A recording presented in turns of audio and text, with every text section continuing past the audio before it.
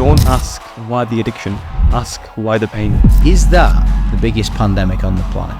Yes. Dr Asif Munaf. Mental health, physical health, business success, life success are all of the areas that he stands for. Desire, drive, discipline, they're the three things that will get you to where you want to go. It's not that life is short, it's that we waste most of it. It's the first time in my life I'm seeing young kids dying. That stamped on me how lucky I am. If I've got health, I've got everything. Is this going to make me more healthy? Take accountability and control of your time. He's pitched on Dragon's Den. He's been a star on The Apprentice. And now he's forging his own path. What was it like pitching on Dragon's Den? I almost got in trouble for this. The sense of fragile masculinity almost. They're seeking external validation because they spend a lot of their time playing PS4 or Call of Duty in a dark room. They don't see the outside world. They don't even see it outside their room. They get their beans and doors delivered to them from their mom or whatever. Have you ever been insecure? Good question. Comment your favourite moments, hit subscribe now and set the notification bell. Oh, my life is so hard. Well, hang on a second. Let's just take a look at the world for a second. If Sean Bean can make it, it's a Hollywood Sheffield lad with his accent. Who am I? Love that. So Let's do this.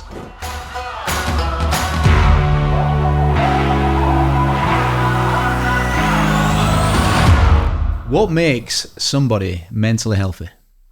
mentally healthy, I always say they've got 5 things, okay? They're socially healthy, as in they've got a good circle of friends. You don't have to have a number of friends. You just got to have for me, it's quality over quantity.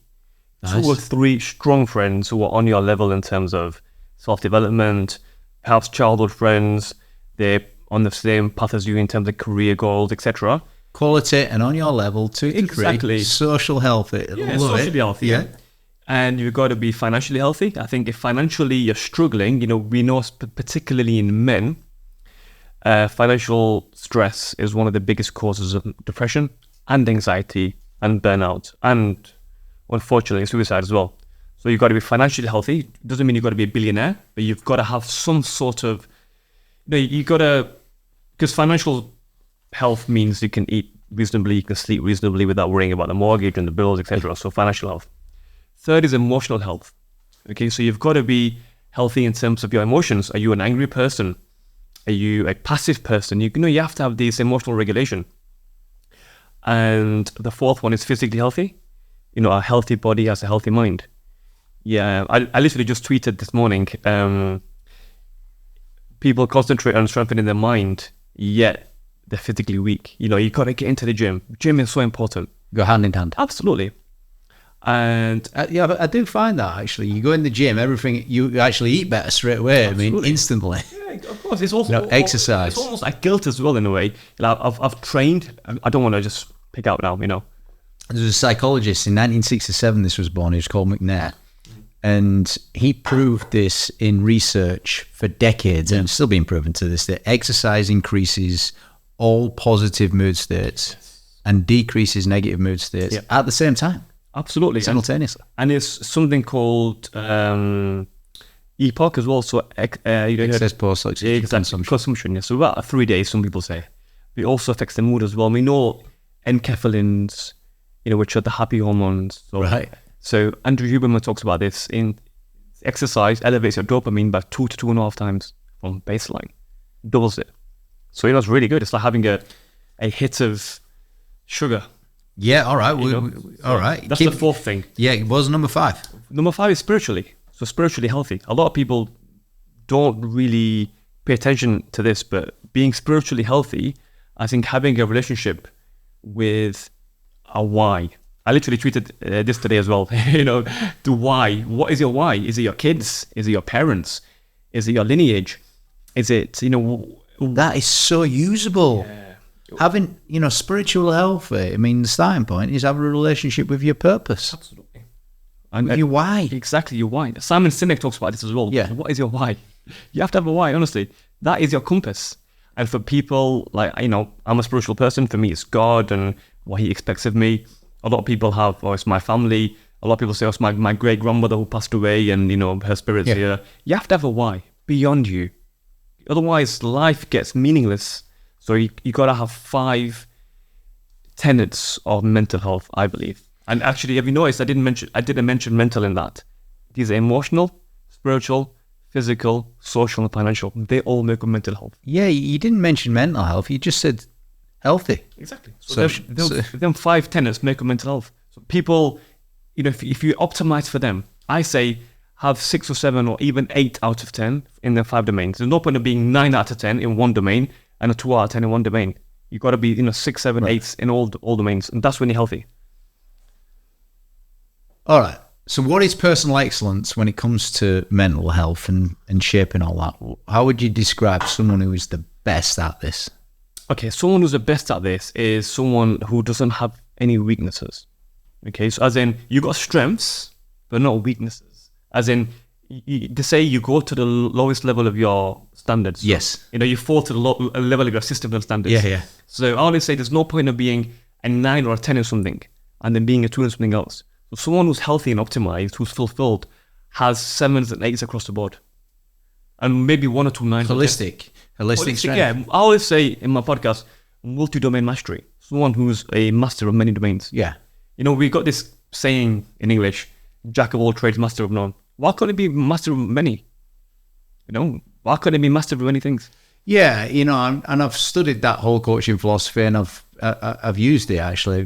Developing multi-dimensional people. Exactly. And how we've started this interview now. I mean, look, socially, financially, emotionally, physically, and spiritually. That's multi-dimensional. Absolutely. And that's holistic when you put it all together. It is holistic, and if you look at, I always mention Da Vinci because he died on the 2nd of May, which is my birthday. So if you look at Da Vinci, Michelangelo, Donatello, Picasso, all these guys, Gaudi, they weren't one thing. They were sculptors, artists. They were philosophers. Some of them were poets. Some of them were composers. They had 4 or 5 things. They had 4 or 5 strings to their bow. Now we just one thing. We get shoehorned into one thing. I'm just a doctor. I'm just this. I hate the word just. A lot of my colleagues say it, who are the same age as me. What do you do? I'm just a GP. Firstly, you're self-deprecating by saying just. Yeah. And secondly, why are you upskilling? You could be a GP who also does this. You could be a GP who holds a fundraising, group. You could be a GP who runs a volunteer group. You could be a GP who has a hiking or charity. You could be a GP who's into self-development. You could be a GP who is into coaching. Have multiple strings to your bow. Don't be that one-stringed, that one-string bow. And the example of the bow and arrow, the arrow goes furthest when it's pulled with many strings. Think about it. If you've got one string to your bow, if you don't know, you're from Nottingham, yeah. No, the more strings to the bow, the further the arrow goes. Yeah. So have many strings to your bow. People just have 1 or 2. But if you look at 400 years ago, it was natural for people to be doctors and sculptors and artists all in one, and they were called polymaths. A polymath is someone who excels in many fields. Right, is that right? Yeah. Say that word again, polymath. Yeah, polymath, yeah. So it's like a genius, but in multiple fields. And we've reduced it. We're like, you're jack of all trades, master of none. Why can't you be master of many trades? What's stopping you? Do you have to plan that through? Do you do that over year by year? If I try and develop school me on this, if I go and aim to develop on several areas over the next quarter, I'm going to do 10 things, I risk doing nothing. Is that right or not? So yeah, that is true. So they say the person who, I love my sayings by the way, they say a person who chases many hares ends up with none. Yeah. Suppose you've got 10 hares in the field or 10 rabbits. You chase them, one after the other, they all run away. You chase one, focus, you say follow one course until successful. So the way I do things is in phases. So I've had my medical phase, then I had my business phase, now I've got my coaching phase. But each time I'm adding layers on layers on layers. And each of them is called synthesizing. So I'm synthesizing my previous experience and building onto the next one. Interesting. So that's what you do. Yeah, I mean, so I'm feel free to comment and challenge back on this because I'm just kind of dissecting it as we go. So do one thing at once, but you don't have to be a one-trick pony here. Yeah, exactly. You can develop yourself however you want to. There's 24 hours in a day. So if you're doing one thing intensely, let's say 12 hours a day, you still got 12 hours left. And, suppose you sleep 8 hours, you still got 4 hours left. 1 hour gym, you still got 3 hours left. 1 hour family, 2 hours left. Spend half an hour or 10 minutes a day just doing something. Yeah, nice. I just loved how you kept going there. You still got 10 hours left, 2 hours left. Accountability, I'm big on accountability. Yeah. I'm very big on that. Why? Because life is short. As a doctor, I've seen people die in the 20s or 30s. Have you got this? I'm big on accountability because life is short. And Sure. why do we need accountability? Otherwise, I think it was Marcus Aurelius. He says, or maybe Seneca, I'm not sure, one of the Stoics philosophers. He says, Are you a Stoic? I'm a Stoic, yeah, 100% Stoic. He says, it's not that life is short, it's that we waste most of it. And that's so true. We waste most of it. So if you're wasting most of it, you're not accountable. So hold yourself up to high standards. And I believe in that. A lot of people very good at, we talked about financial literacy and financial health. A lot of people are very good at looking at their NatWest bank balance and Barclays bank balance and seeing their rewards and their Tesco club card and blah, blah, blah. They're very good at accounting their money. But what about self-accountability? What about, internal life audit? What about that? What about internal inspection? What about taking stock, taking inventory of yourself? People, don't do that. And that starts with time. Time is a quantifiable asset. Yeah. You can't quantify physical health. You can't quantify, you can't quantify physical health, mental health, spiritual health. You can't quantify it. But you can quantify your time. So you can take account of what you can quantify, and what gets measured gets managed. And a lot of people, it's staring them in the face. Your time, your minutes are accounted for. Staring them in the face. Account for that time. Exactly. It's not life that's too short. It's that we waste most of it. That's true. 100%. All right. So, look, we've got loads of areas here. We've got socially healthy. That's about the quality and with people on your level. Yeah. Finding the right type of people to hang around with. There's a mindset guru who's no longer with us. He's called Jim Rohn. You heard of Jim Rohn? Yeah. He's an OG. Yeah, he's really good. And, one of the things that he professes that's widely accepted now is you become the average of what you hang around. Of course, yeah. So how do you choose the people, the quality of people that you're going to socially interact with? So I always say you can't choose your family, but you can choose your friends. And like Jim Rohn says as well, 3 to 5 people. And in Arabic, there's a saying, show me his friends and I'll show you the man. And that's so true. You don't actually have to meet the man, you just meet his friends and you can tell the man as well. And there's actually a good study saying you're within £2,000 to £3,000 annual salary of the people you surround yourself with. That's what they say, very accurate, by the way. £2,000 to £3,000 a year within that same salary bracket. So, another quote is your network is your net worth. That's so important. So how do you got to be very diligent. Just like you're very diligent and judicious with your time, you got to be the same with friends as well. It's better to have no friends than to have an average friend. I always believe that. They've got to be in shape. They've, or if not, they've at least got to have a vision and a roadmap to get there. People who, perhaps aren't in the best shape, but they have apathy. And that's what kills dreams, apathy, lack of ambition. It's not the actual where you are now. It's what's your roadmap? Where do you see yourself in 5 years' time? When I speak to a lot of people in my coaching, I say, where do you see yourself in 5 years' time? But I don't know. But you have to have a roadmap to get there. Yeah, apathy is not necessarily not knowing, it's not being bothered. Exactly, it's indifference. Yeah. You're almost ambivalent to your situation. Yeah. So you have to have that roadmap. You have to have that desire. Desire, drive, discipline. That's what I say. Them three, they're the 3 things that will get you to where you want to go. Desire, drive, discipline. And a lot of people don't have a drive. Goes back to the why. How do you develop it? How do you develop drive? So there's 2 things. There's intrinsic motivation and extrinsic motivation. Okay, extrinsic is your parents and peer pressure, or get this job and blah blah blah. That's fleeting. Parents will die one day. Things change. People move on. So if your motivation is extrinsic, it works for a few, for a small amount of time. It's got to be intrinsic. It's got to come from you. It's got to come from within. And Carol Dweck talks about it in the book Mindset, the growth mindset. Growth mindset is intrinsic. It's not motivated by your parents. And a lot of people, especially in medicine, I see, if your dad's a doctor, you're like 19 times more likely to become a doctor. And I don't think that's intrinsic motivation. 19 times? Yeah, 19 times. Almost 20 times, yeah. More likely to become a doctor.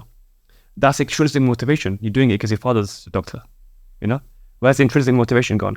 And intrinsic motivation is so powerful. You will move mountains because of intrinsic motivation. But with extrinsic, you're just looking over your shoulder for validation. And that goes back to validation again, with social media and all these things. We're seeking validation. We're seeking, and often our parents live vicariously through us. They live through us, and we trying to fulfill their vision for us. And even in Asian families, they say it's your marriage, but it's their wedding. You're living vicariously through them. And it happens in career choices as well. Career choices, lifetime partner choices, all these kind of metrics of success. We're living through other people's dreams. And that's extrinsic motivation, not intrinsic. Intrinsic is very powerful. Only you know that. What are you motivated by? Legacy. I've got 2 sons. And what legacy do you want to leave? My sons. I've got 2 sons. And it's very difficult being a man in today's society, where inflation and job markets and more women now in education, which is a good thing, by the way, but men are losing their purpose and losing their why. I want to leave a roadmap for my kids. I'm wise enough to know I might not live till 40 or 50 or 60. I don't know. Life is anytime. We could drive our nice car and get hit by a bus. You just don't know. I want to leave a legacy in my online work, in my book, in books, in my coaching as well, where my kids can pick it up and have a roadmap for success. I was growing up in the 90s. I'm a 90s kid. My father was in Pakistan. No video calls. That makes you a millennial, not a Generation Z, yeah?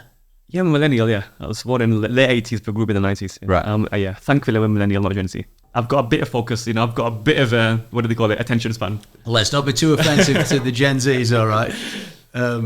They probably won't listen to more than 20 seconds. Yeah. That's our TikTok generation, Yeah, all right. Well, let's get this out on TikTok. Let's get it on shorts.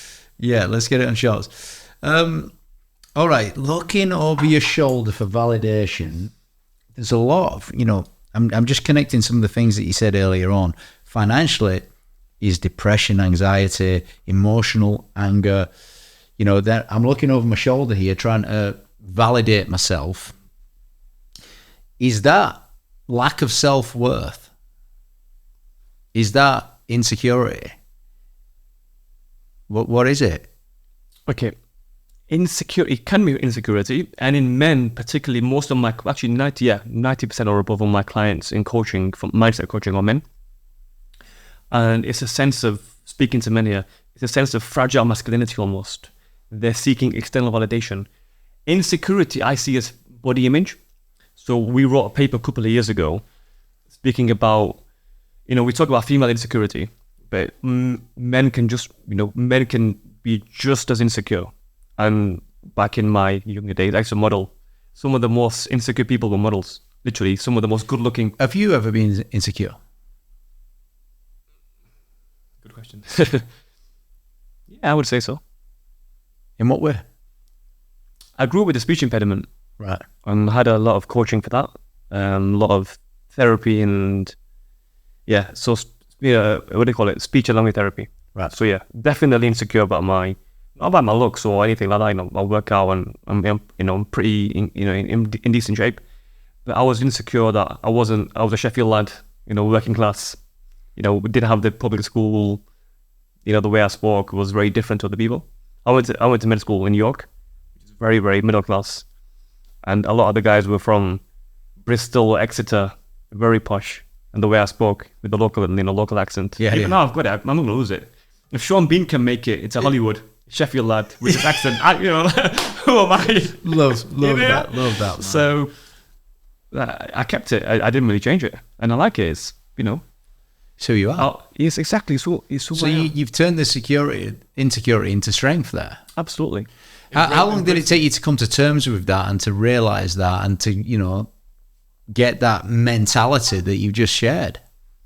It takes a lot of inner work. They call it shadow work. It takes a lot. What do you mean? Like working on inner demons. We've all got demons. All of us. Little voice in our head. Steve Peters, another Sheffield lad. Yeah. Chimp paradox. I don't know. Really well-known professor. He talks about the chimp paradox. Yeah. The chimp brain. Journey Through the Jungle. This is the second book. And he talks about the chimp. And the chimp is, you could say, is our demon. He called it the chimp. He does a chimp coaching, that's the company. But before it was called a chimp by him, it's called the demon or the inner voice or whatever, the inner critic, whatever. So we've all got this chimp or, whatever you want to call it. We've all got this voice, this inner narrative. And it's about suppressing that or feeding it sometimes, but just knowing its place. It's always going to be there, but don't let it rattle this cage too much. Control the voice in your head. How do you control the voice in your head? Being busy. I think doing stuff. Doing stuff. Take action. Yeah, I mean, that distracts you. Yeah, distraction is a proven exactly technique, actually, to remove anxiety and all this kind of stuff, as well as a relaxation technique. So distract yourself by being busy, by doing other things, getting on with it. How else do you get rid of the voice in your head? Because it's there, isn't it? Yeah. So can you pre-program the voice? No, because you can only pre-program something like a computer, which is logical. It obeys commands. So, Steve Peters talks about emotional hijacking. Okay, then the limbic system. I don't want to get too medical, but the limbic system is the primitive part of the brain, the basal ganglia and all that stuff. Hippocampus, amygdala, emotional controls. So I mentioned in the 5 things that make up mental health, one of them was spiritual health. Spiritual health, a big part of that is connecting to yourself as well. What you said, it was your relationship with your why, which I love. Yeah, exactly. Also connecting to yourself. Yeah, so, as a Muslim, I believe that our soul's inside me. Same as Christianity and Judaism and many religions, Buddhism as well. I believe the same. Yeah, it's just spirit's inside you. And whether you want to believe you can weigh it, there's a good film with Will Smith called 7 Pounds. Yeah. 7 pounds, is that the weight of the soul? Because the body decreases by 7 pounds when it dies. So that's another question, a metaphysical question. Is the soul... It's crazy, that, isn't it? It's crazy, it's really crazy. And I can tell you, I've handled a lot of dead bodies. It's really, really weird. Really cold and rubbery and, yeah. So is that the soul leaving the body? Does that weigh 7 pounds? But more than that, the soul inside the body needs to be fed as well. And I believe once the soul is happy, the soul is content, you're on your why. And one big part of doing that, you don't have to pray, you can meditate. You can, deep breathe, mindful eating. Put your hand on your diaphragm and just breathe deeply, enjoy. Because what is life but breath? That's all life, isn't it? Really, breath. There's no breath and there's no life. Inspire. Inspire, exactly. The word inspire and expire. Think about it. So put your hand on your diaphragm every morning, take some deep breaths. Very important. And actually enjoy the moment. And that, going back to, you talked about the inner voice. Starve it sometimes. Sometimes feed it, sometimes starve it. You starve it by feeding your soul. You starve that inner voice by feeding your soul. How do you feed your soul? Meditation. You feed your soul through meditation every day. Every day. Do you have to do it every day? I think so. What? I literally tweeted this a few hours ago as well. It's like, I said, How often do you tweet? I tweet 100 times a day. I have a stream of consciousness. What? I should get a planner. There's like a tweet planner. Right. But these thoughts just come to me and I thought, what? It might benefit someone. Right. It might benefit someone now, or it might benefit my son in 20 years' time. So I've got to tweet it. I've got Dr. handwriting, so I don't write it down anymore. I used to write down, but then I couldn't read my own writing. So you just type in... I just type out, I stop the car, I get off a service station, do 5 or 10 tweets, bang, like a tweet storm. Honestly, that's what I do, literally. I've stopped. A 1 hour journey will take me 3 hours. Honestly, I'm not lying. Seriously, it'll take me 3 hours, just stopping, starting. Really? Yeah. Do you love tweeting? It's my journal. Twitter's my journal. I've tried other journals and blogging. But it's helped you grow as well. Look at all that you're becoming as a business owner in your own... Twitter is great, yeah. Twitter's a micro journal. And I've tried journals, I've lost them and, moved houses and changed cars. But yeah, Twitter is my journal. What would you do if they switched it off? I'd probably email myself. The right email myself. That's what I used to do before Twitter. I used to just email myself. Did you? Yeah. The majority of the emails that you get in your inbox are from you? Probably, yeah. Well, 1 hour car journey is 2 hours worth of email. Exactly, yeah. I could just never... But I think, maybe if Elon's got any good ideas, there'll be auto tweeting when you're driving. You Yeah. have to say something or tweet it when you're driving. That'd be a good idea.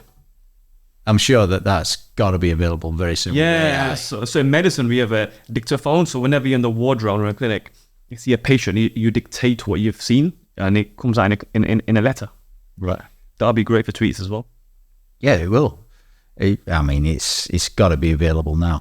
So what are some of the biggest challenges that you faced in your growth? I think being a working class Yorkshire lad in a very middle class profession, that was difficult. I was 18. How did you overcome that? Trying to fit in with everyone, and I think that was the wrong thing to do. I overcame it by trying to just speak like a posh guy from Bristol. And it worked. He comes from med school. Give us the accent. I can't remember. Just very I'm just imagining it now. It was just a posh newsreader accent, like in glass cut English. But that wasn't me. I was not true to myself. So how did you overcome that challenge? How did I? Okay, you got to see some of the baggage you bring into life, and a lot of mine was not having many role models growing up. So I was eldest of 6 kids. My father was in Pakistan, and not having a roadmap. And that's what I say about roadmap. I'm so big on roadmaps. So I want to leave one for my sons. And not having a roadmap, having to do things yourself. Not having any going to school which wasn't very academically successful, living in an area which was quite low attainment. I had to figure things out along the way. It's nice that, isn't it? You've mentioned it a few times, the importance of having this, the simplicity of the comment, yet the magnitude of the impact of just having a roadmap. Yeah. What does Tony Robbins say?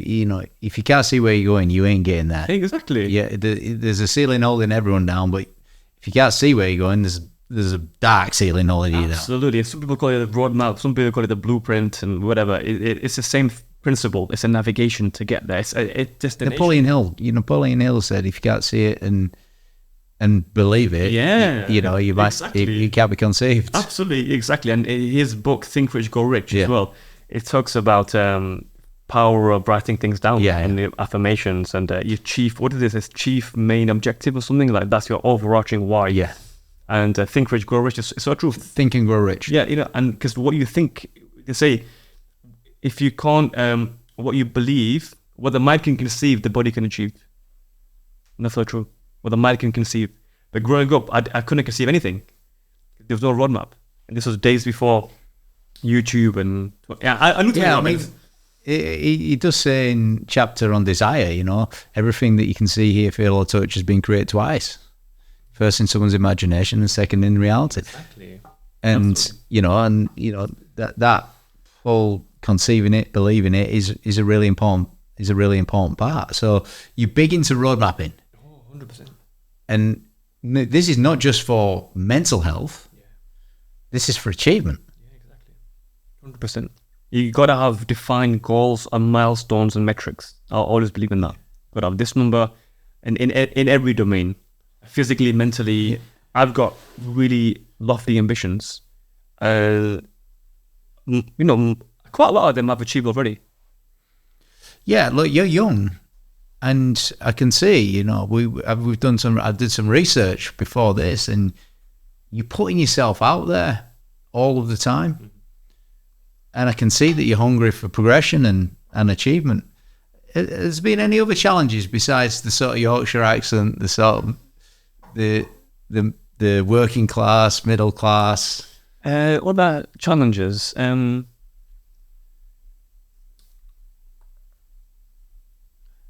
Touch wood, and I thank God. I've had good health always. Health usually the big challenge for some people. And I've changed my perception of challenges now. I embrace them. Right. I see them as trampolines. You go to the next level, or catapults.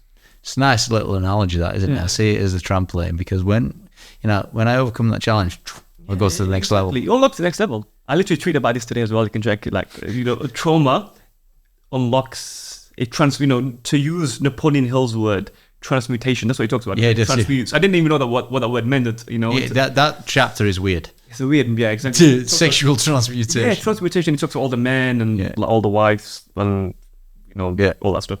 It's a very old-fashioned book in that sense. Not only that chapter. Yeah, the whole chapter. Yeah, the whole book. The rest of the book is a brilliant book. It's a great book. Yeah, it's one of my first audiobooks actually. Great book. And transmutation. And I talked about this today on my Twitter. Trauma can transmute you. Trauma can unlock the next level of your growth if you transmute it properly. If you channel that stress and trauma properly, it can actually, like a butterfly, caterpillar becoming a butterfly. It can actually. How do you do that? So how do you transform it properly? What is it? Is it a blend of what you've said earlier on? Is there something else involved? I think stoicism is important. Stoicism, like Marcus Aurelius says, things don't happen to you, they happen for you. So see events as happening for you, for your benefit. Is that my outlook? Is that my attitude? Is that my philosophy? What is it? Mm-hmm. Me realizing that things don't happen to me and it happens for me, that's just my outlook, my perspective, yeah. But the philosophy has to be then guided by higher principles. So for the Greeks, it was the Greek gods. They had, the Titans, the Hercules, and all these Greek, mythical gods. Mm-hmm. They always believed in this. If you read the book Richest Man in Babylon, talks about this as well, like, the gods on the other side of the curtain being death. Yeah. So, you've got this life, you've got the curtain, and then you've got after the curtains, there's the other life, and the Greek gods are waiting for you there. Most religions have this perception as well, death, afterlife. Yeah. But on the other side, there's your relatives waiting for you when the curtain is lifted when you die. So having that, when you imbue that with philosophy, the spiritual sense, it becomes it gives you a greater sense of why. So again, sorry, I'm getting lost here in philosophy and too much talk about the Stoics, but essentially that Stoic philosophy as in things happen for you, not to not to you. Don't complain about your lot. Actually say it was sent by the gods if you're a Stoic. Or if you're a Muslim or Christian, it was sent by God. It was packaged and parceled and delivered to your doorstep for you to unlock the next stage of your journey. And in 5 years' time or 10 years' time, or definitely in your deathbed, you'll look back at that event and say, you know what? It happened for the right reasons. It happened for me, not to me. Yeah. Yeah, the one thing that's springing to my mind is I'm just leaning into Jim Rohn again, is for things to change for me, I need to change. Yeah, of course. And that could be my outlook, or it could be my perspective, or it could be the Marcus Aurelius comment there of, it's not happening to me, it's happening for me, which is my attitude, yeah? And we say in Arabic, Alhamdulillah kulli hal, meaning, thank God in every situation.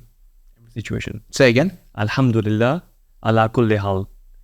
So Alhamdulillah means, you might have heard some of the footballers say that. Alhamdulillah means praise be to God. And ala kulli hal means in every situation. All situations, we thank God. And that gratitude, by the way, is one of the biggest hacks to unlock happiness. Why? Because it does something to your dopamine and endorphins. It's true. We do gratitude at the dinner table at home with the kids, and it's like, what am I grateful for today type thing. I learned that from an Indonesian coach, actually. And, our kids love that now. And all of a sudden, it's more of a piece of the furniture now at our house. And it does release dopamine. Yeah, a lot of people think that being gratitude is fluffy. Yeah, exactly. What would you say to them? Try it. You can't dismiss something before you try it. How should they try it? What's the starting point to trying gratitude? Okay.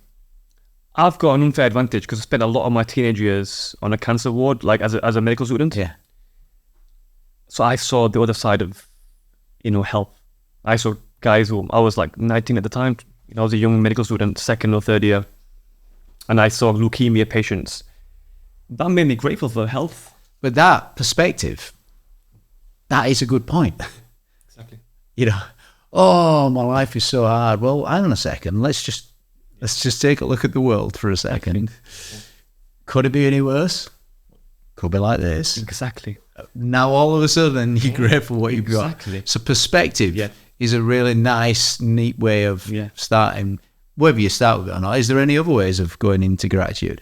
Yeah, just writing a few things down if you don't, if you can. If not, a lot of people don't write nowadays, but if you can't, just mentally write 5 things down or 3 things down, or even 1 thing down. Start with 1 thing. What am I grateful for today? I woke up and I'm breathing. People are on ventilators, they can't breathe. That's 1 thing at least. It's easily dismissed, that comment, though, isn't it? People are, but people, I've seen that with different groups of people I've connected with over the years, that it's not deep enough for some people to buy into it, that comment. But you know why, though? Because they spend a lot of their time, wearing hoodies, playing PS4 or whatever, 5 years now, Call of Duty, in a dark room. They don't see the outside world. They don't even see outside their room. They get their beans on doors delivered to them from their momo or whatever. They're spending their life in a little room. Insular, very insular. Not only is this causing vitamin D deficiency and the knock-on effects on mental health, it's causing them to lose perspective of life. They're losing perspective. There's people out there who are homeless, people out there who are on the streets, there's people out there who are fighting for their lives, age 8 or 9, young kids. So this might sound a bit extreme, but to cultivate gratitude, see people worse than you. And what's a good way to do that? Go to a cancer ward. I was lucky that was part of my training. It's been 5 years there. That will put a stamp, Mark, in your emotional mind, in your heart. Because you'll never forget that, will you? So you go to a cancer ward. Go to a leukemia ward. And I remember I almost got in trouble for this. I was 19 years old. There was a kid who was 17 at the time. And England were playing at the time. This is like going back 15, 20 years ago. I was a third-year med student. And England were playing a football game. It was like a midweek Wednesday, one of these qualifiers. I felt so bad for the kid. He was 17 and he's got a few weeks to live. I said, I'll come back and watch the game with you. Obviously, you're not supposed to see patients after. You're not. But I did it genuinely because I felt so bad for this kid. He's passed away now. This was in Hull, and I was learning the boundaries between empathy and then patient care and all that kind of stuff. It's the first time in my life I'm seeing young kids dying. That stamped on me how lucky I am. I've got health. If I've got health, I've got everything. If I've got health, I've got everything. Because you can build from health. You can build wealth from health. You can build family from health. But if you don't have health, you can't have a family. You can't build wealth. You can't have a business, etc. So the foundation of everything is health. And going back to our initial point, health is mental and physical. And mental is the 5 things. Is health the most important thing in life, or is relationships? Relationships feed into health. I think there's part of social health as well. Social health. Yeah. Health is the most important thing in life. Health is the most important, 100%. Because then relationships. Relationships. 80% of fulfillment will be health. 20% will be relationships. That's what I believe. Relationships with your why. Interesting that. Yeah. Oh, right. Because now we've got our 100%. Exactly. Everything else is whatever it is, but it's not fulfillment. Exactly. So we should be going. We should be going from a stage of surviving to thriving. To thrive, you've got to be fulfilled, and you can only be fulfilled when you're healthy in and of yourself, and you've got healthy relationships. But then relationships though are with yourself and with others. Yeah. And with your why. Yeah, you said that, your relationship with your why. I mean, you really eloquently put the 5 points across earlier on. But I did one of these podcasts with a lady called Jasmine Bertels. She's owner of a business called Money Magpie. It's like Martin Lewis, money saving expert. She's the female. She's a TV presenter and stuff. And she said that the two most important things in life are health, relationships, and the third one is money. Like it or don't like it, the third one is money. Yeah, no, money is very important. It's important because financial health is part of the 5 tenets of mental health, and the leading cause of suicide in men is financial distress. Is that right? Yeah, financial distress. When you talked about finances earlier on, you did talk about depression, anxiety, and burnout. Men burn out because they're having 2 jobs to why they're getting burnt out? Because they got 2 jobs. Why they got 2 jobs to put money, to put food on the table? Men have anxiety about the job market. Men have depression as well about the job market. So mental health, financial health are intrinsically linked. You can't separate them two. Do they also have depression about how they're perceived? Yeah, absolutely. Body image is hugely important for men as well. Love Island and all these things, we've seen it now. Love Island and Big Brother's coming on, I think, in 2 months. The new series after a few years. So we're seeing more and more men now resorting to testosterone replacement therapy, TRT, to the anabolic steroids. There's a huge pandemic of anabolic drugs in the gym. Men want to look a certain way. So body image and depression go hand in hand. A lot of men self-harm. It's very underreported. What is self-harm? Self-harm is inflicting harm on yourself. That can be mentally and physically. Yeah, absolutely. Yeah. So we think about self-harm as that, but that usually tends to be females. Self-harm can be addictive behaviors. Smoking, binge drinking. So smoking is self-harm. It's a coping mechanism. It's a coping mechanism, exactly. But what are you doing? Essentially, you're increasing your risk of 20 different types of cancer. Yeah, I mean, maybe this sounds obnoxious. It's not meant that way. But no one in their right mind would smoke. Yeah. Exactly. Which tells you if you're smoking, there's something wrong in here. It's a good quote. It's probably the best quote I'm ever going to tell you. Dr. Gabor Mate, Hungarian, you might have heard of him, addiction specialist. He says, don't ask why the addiction, ask why the pain. And this is why I, as a doctor, never judge anyone. I've had drug addicts coming to me, and I treated them like any other person. They are my patients, and I have a God-given duty to look after them. I never asked them why the addiction. Who said that? Gabor Mate. He's a author of Scattered Minds, very good book, Scattered Minds. Hungarian medical doctor who his parents went through the Holocaust, unfortunately, Auschwitz, etc. Moved to America from Hungary. Yep. He was in Jewish ghetto in Budapest. Very interesting story. Same sort of generation as Viktor Frankl. Exactly, yeah. With your why. Yeah, exactly. That's a great book, by the way, Viktor Frankl's. Yeah, of course it is. I mean, meaning.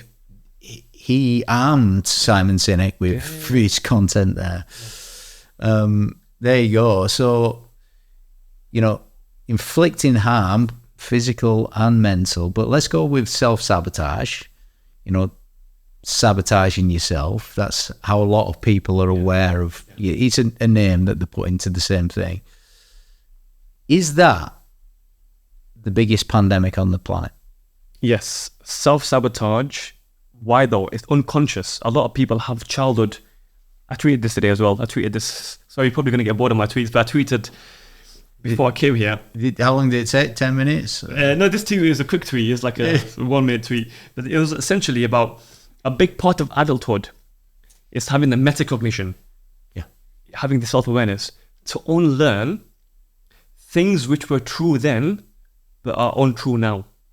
Repeat that. Let me digest. Yeah. A big part of adulthood is to have the meta condition to unlearn from the past what was real then that's not real now. Yeah, exactly. So having the self-awareness, the metacognition, that's what it means. Metacognition means having meta, meaning above cognition, your own thought process. Yeah. Having self-awareness to say, what my parents taught me, what my teachers taught me, what my grandparents taught me about money, relationships, jobs, etc., what society taught me, in good faith, is probably no longer relevant now.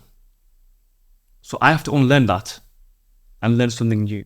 The same as medicine. To say one of the famous doctors, I don't know who it was, maybe Alexander Graham Bell, 100 years ago. He says, what we teach you at medical school, 50% of it will be invalid by the time you qualify after 5 years. The problem is we don't know which 50% it is. So you've got to keep learning, always keep learning. And unlearning. Unlearning, yeah. Learn, unlearn, relearn. Unlearning a lot of pattern conditioned behaviors. That goes to self-sabotage as well. A lot of that is inbuilt programming. Operant conditioning, like Skinner says. We are going to learn that. And then, rebuild bulletproof habits. How do you build a bulletproof habit? So James Clear talks about it in Atomic Habits. For me, habit stacking. Do them in a row. Yeah, exactly. Do them in a row. And, curate your environment very, very deliberately. You talked about friendships earlier. Friends, curate your circle deliberately. Be meticulous and very prudent with who you have in your circle. Otherwise, it's a cage, it's not a circle. Same with your environment. If you keep snacking, don't buy things which are going to make you snack. Keep your fridge empty. That means, you got to eat fresh if your fridge is empty. Your cupboard is empty. That means you've got to go for the shop and actually buy good stuff. Take cash with you, not cards. These little habits. You want to go to the gym in the morning, put your shoes right next to the door. So when you walk past the door in the morning, you go to the gym. You want to drink more. That was Duhigg, not James Clear, that one. Who was that, sorry? Charles Duhigg. Oh, okay, right. He wrote The Power of Habit. That's the one, yeah. That's the one that came before that. But to be fair, James Clear refers to that all the time. Yeah, exactly. It's reducing friction, isn't it? It's essentially reducing friction for good things and increasing friction for bad habits. So like, if you smoke, put your cigarettes in the car, as in, put the packet in the car. Yeah, so you got to go downstairs. You're increasing the friction. For good things, decrease the friction. So how do you develop robust habits? Go and read James Clear's Atomic Habits. One of the best books. I would say this one of the 5 best books. Yeah, we've had him at Business Excellence as well. Yeah, he's a really good. He's online. His podcast is when he comes on the podcast as a guest, so much insight from him. Yeah, he's really good. I want to talk about fasting and the impact that has on physical health and mental health. Cool. So physical health is pretty obvious. Reduces your body fat. Okay. You can go into a ketotic state. Ketosis is where your brain's firing because it's using ketones from the triglycerides, which are from the adipose tissue, which is the fat. The visceral brown fat gets converted into ketones. That's your brain's fuel instead of glucose. Glucose is sugars, comes from food and carbohydrates. So your brain, because it's not getting any glucose, you reverse the ketones, they keep you fueled. So increases focus, regulates insulin production, very good for burning fat. You can get a really good physique by fasting. They're the physical benefits anyway. Longevity, anti-aging, all that kind of stuff. Is there a lag? You've got to do it over a week or 2 weeks or a month for your brain to start understanding it's not getting. Yeah, exactly. So yeah. You don't just do it in a day and your physical condition 7 to 10 days, I would say, or maybe 20, within a month you should. It depends on your, essentially fasting, a lot of it depends on how much fat you hold initially and, what your eating habits were like before, okay?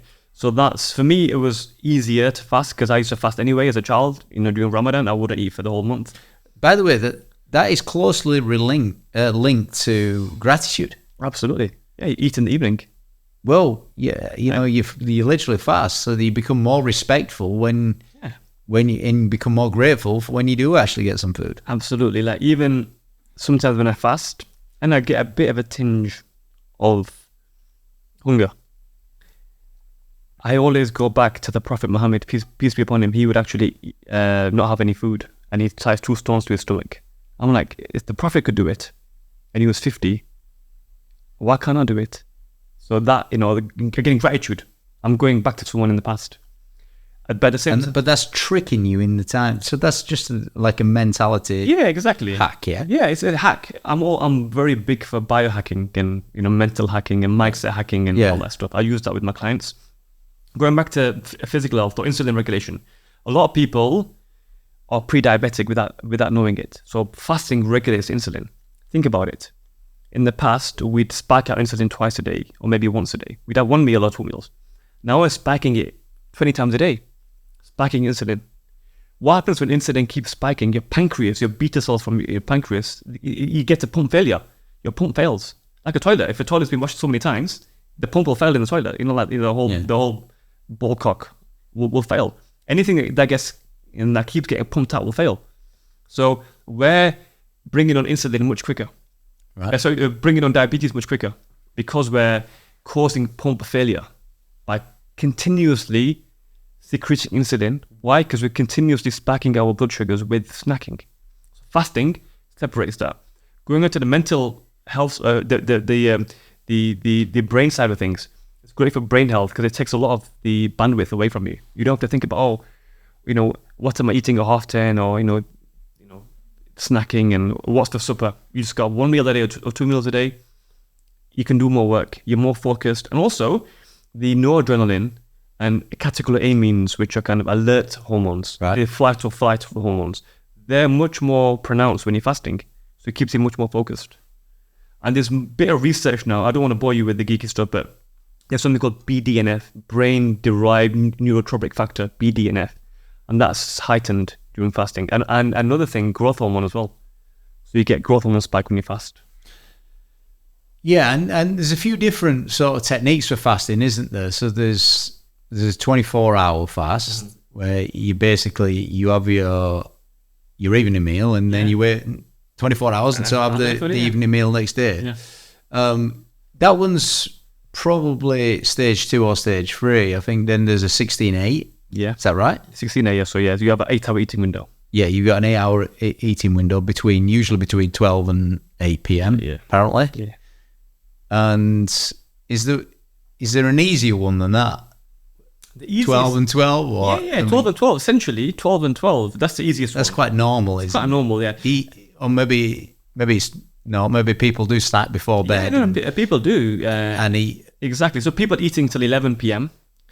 They have their dinner 8 p.m. Then they're snacking 11 p.m. So maybe 12 and 12 is step 1 because, a 12-hour fast is step 1. The second one is 16-8. Yeah. 16-8. 16-8. That's essentially missing breakfast. Because you start your fast at 8 p.m. and then you break it the next day at 12 p.m. So you miss the 8 a.m. breakfast. Yeah. So you're just missing breakfast. Second one is then missing lunch. And how long will it take for the mind then to pick up to start losing weight? To start using adipose tissue to... Yeah. So the whole premise behind fasting, the shorter fast anyway, the 16-8 fast, is calorie restriction. Because you probably won't go into ketosis with 16-8. It takes about 16 hours minimum to go into ketosis. So 16-8, after 16 hours, you break the fast anyway.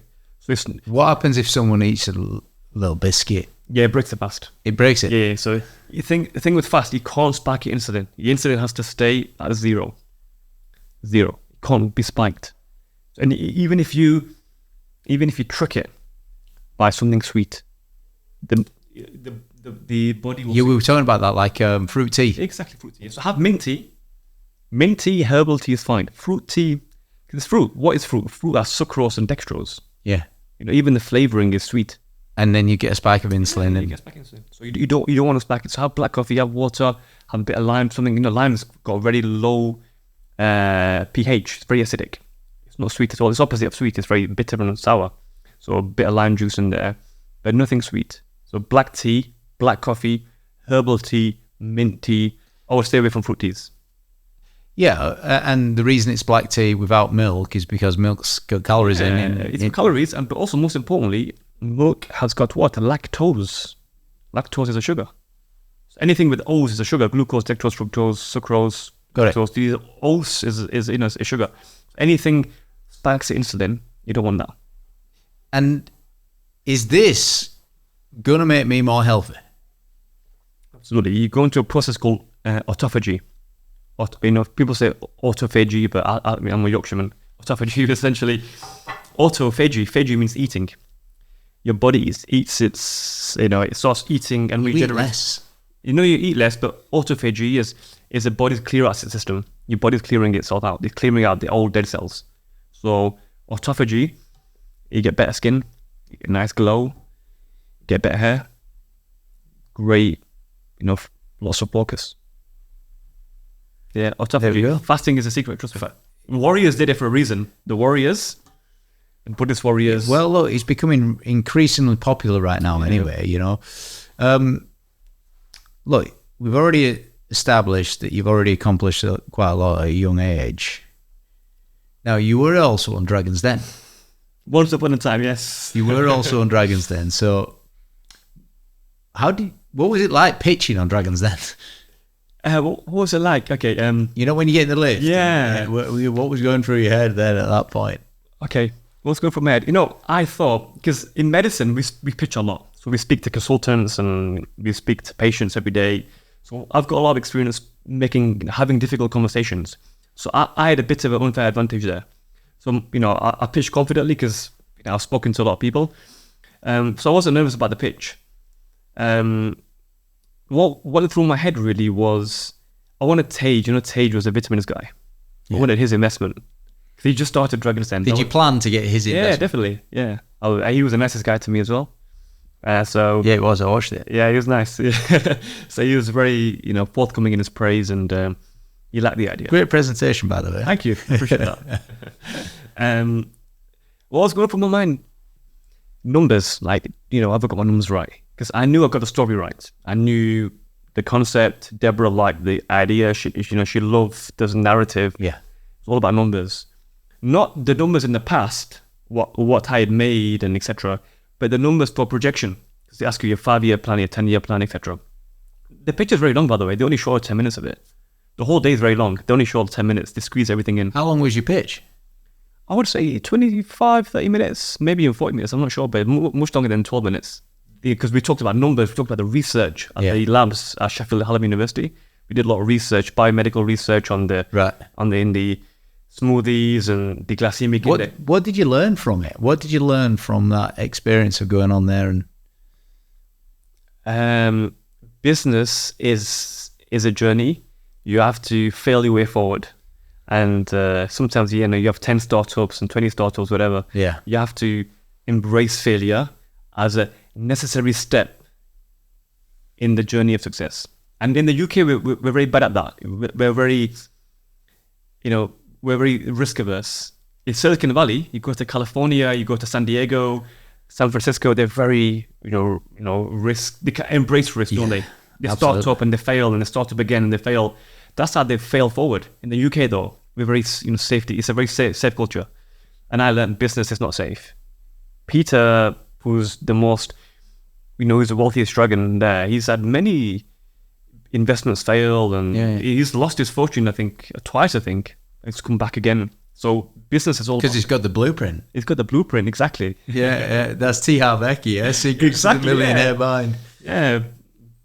Blueprint is, yeah, exactly. You got to have the blueprint. Now, in the UK, we don't have it. In America, they do though. Uber, Airbnb, Facebook, Amazon, Silicon Valley, very good at starting up, failing, starting up again, starting up. Lean startup, you know, with Eric Rice, great book. Again, Silicon Valley, lean startup. Start lean, iterate, have that short feedback loop, and start again. In the UK though, we love a big protected business. It's a very protected process of research and development, and then we launch it, and then we fail, and that's it. You know, we don't do anything again. We go back to our 9-to-5 jobs. In America, though, it's all about learning on the job. So it's eye-opening for me in that sense. Look, fascinating discussion. I've got some quick fire questions for you here. So, what's your favorite book that you've ever read? Now, you've already mentioned a lot today, so. Okay, 2 books then. I'll say non-fiction and fiction. Go on. Non-fiction will have to be the Quran. That's my manual for life. That's got everything I need. I read it every day. So that's in non-fiction.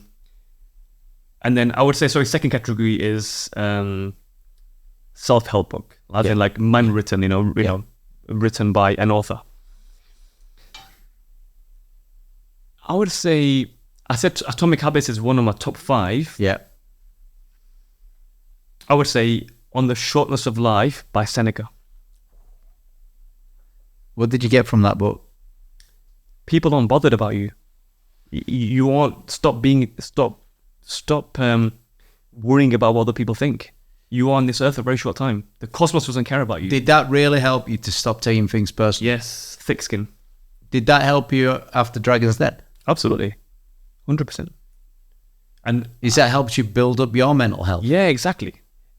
We often think we're in the spotlight, but people continue with their lives. People continue with their life. It's true. The life goes on. People don't really care that much about you. Stop living through other people's lenses. So on the shortness of life, great book. I've not read that, but I'm definitely going to read it after what you just said. Amazing. It's a series of quotes and essays. And he says, look, in space and time, you'll be dust. You'll become cosmic dust in a few hundred years. Why are you worried about now? What's your favourite movie? Two movies. 2 books and 2 movies. Yeah. It's all right. You be as greedy as you want. I can't. I'm very greedy. Prince of Egypt. It's a Disney film about Moses. Yeah, okay. I love that film because it's about childhood adversity. He had a speech impediment as well. Went through the Pharaoh's court. Have you watched that with your children? No, I've not actually. No. There you go. I'd love to watch that. Yeah. You got 2 and a 5-year-old. Yeah, exactly. Yeah, great film. So that's my favorite cartoon sort of. Yeah. And speaking of my children, The Pursuit of Happiness. Oh yeah. I love that film. Will Smith. Why did you like it so much? It makes me think about my children and the father's struggle. They say, I tweeted about this today as well. Hero's journey. What motivates me is not to become a hero in my journey, but to become a superhero in their journey. By the way, everybody's going to be looking at your tweets now because we've really marketed it brilliantly. That's good. That's good. I tweet. I have a tweet storm, and usually Caffeine Fields tweet storm. Yeah. I had a lot of coffee today. You go to Costa Coffee or Starbucks. Yeah, just sit down and just tweet. Yeah. So, but I tweet things which I think will be valuable to people now, or valuable to me as in they're therapeutic and cathartic. I can let out what I feel. Otherwise, you don't want to bottle things in.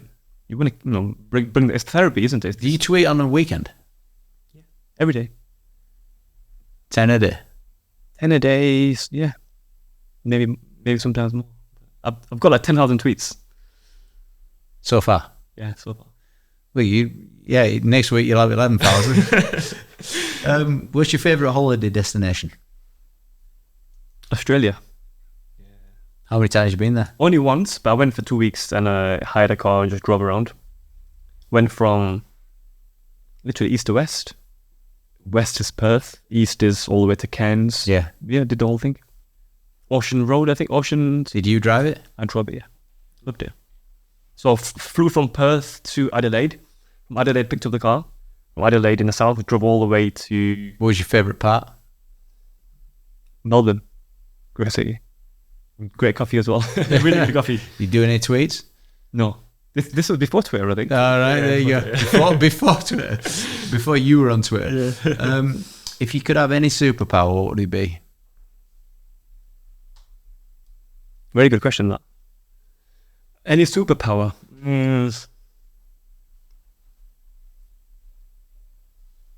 To see the future. Early bird or night owl? Early bird. How early? 5 in the morning, most days. Weekends? 8 latest. Yeah, that's a line for me. Yeah. If you could have one day in someone else's life, who would you choose? Steven Gerrard. There you Istanbul. go. So, 25th of May, 2005. Yeah, you've not only chosen the person, you've chosen the moment, the day, the time. 24th. After the half time, second half. No, after penalties. Lifting the cup. Amazing. And then that whole summer, you tried to go to Chelsea that summer. You went from love hate, didn't it? Yeah, that time? Yeah, I do. Yeah, of course. So you're a big Liverpool fan. Yeah, 2005 you choose. Steven Gerrard on the day. Nice. Good choice. Who's helped you the most? Who've been your 3 biggest trusted advisors in your life? My father. So I didn't see much of him when I was younger, but when I was in secondary school, he helped me with my science. And even now I remember. Because this is days before, like, tuition. We couldn't afford tuition, etc. And I wanted to get to medicine, so I had to get my A's. He helped me a lot with my science homework and understanding science principles. I've got a friend who's also called Asif as well. He's my travel partner, so me and him we travel quite a lot. Australia? No, we're actually going to Estonia in October. Okay. I've not been with him for 10 years though, because he got married and had kids, same as me. So we've had like a 10-year break from traveling. Right. But we reunite in October. So he's like a mentor to me, same age. What does he mentor you in? I think we just bounce ideas off each other. Right. He gave me the idea for the podcast. We read the similar kind of books. He always shares his learnings with me and vice versa. Nice.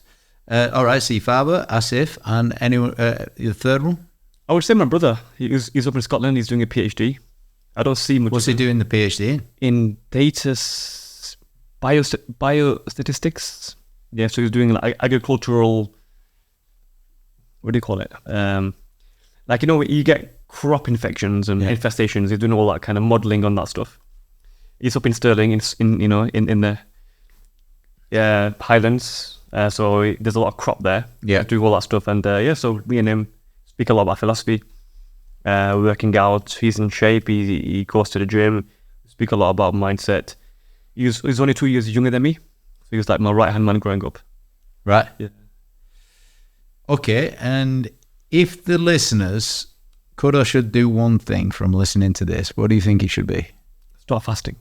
Start fasting? Yeah, definitely. Because it's not, I could give them mindset advice, but fasting will improve their mindset, would improve their physical health as well. So it's like two birds with one stone. Interesting. I didn't know where you were going to go with that one. So you think fasting first, and then that has a positive impact on everything else? Yeah, it's all about bandwidth preservation. So fasting has the greatest ROI. You fast, you not only shorten your food bill, because you're only eating once or twice a day, a massive amount of savings when it comes to bandwidth. Your mental, your cognitive bandwidth gets preserved because you're not thinking about food anymore.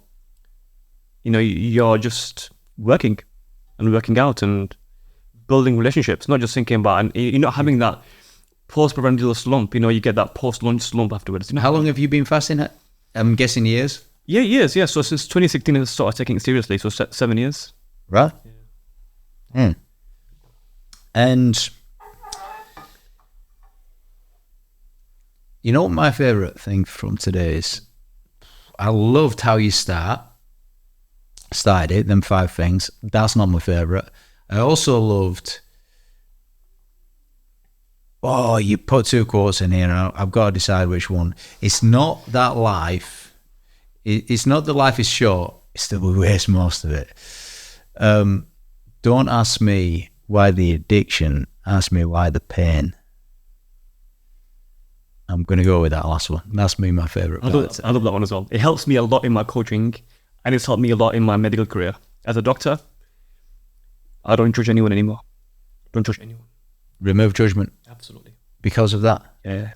Ask them why the pain. You don't know. You do not know. You talked about self-sabotage. What about self-soothing? And what is addiction? Dopamine dysregulation. They're trying to get hits of dopamine to mask pain. Pain is painful. As in, it's not a nice chemical.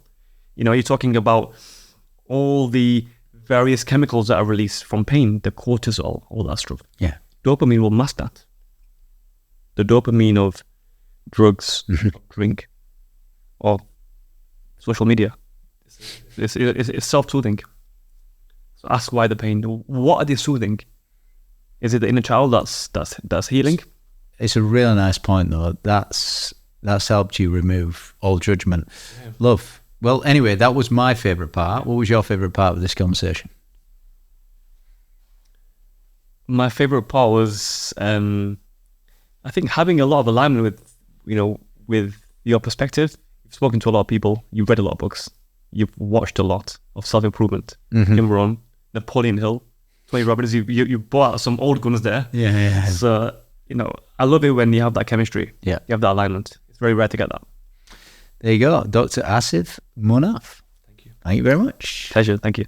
Hey there, James here with an exciting announcement. The BizX Awards is coming to the ACC Liverpool from the 18th to the 19th of April with an incredible lineup of speakers. You're going to meet the likes of Stephen Mulhern, Donald Miller, Deborah Meaden, and many, many more. Book your spot right now at the bizx.co.uk. And if you've enjoyed listening to the Business Excellence podcast, make sure to comment your top learnings and favorite moments, as well as like and subscribe. See you next time.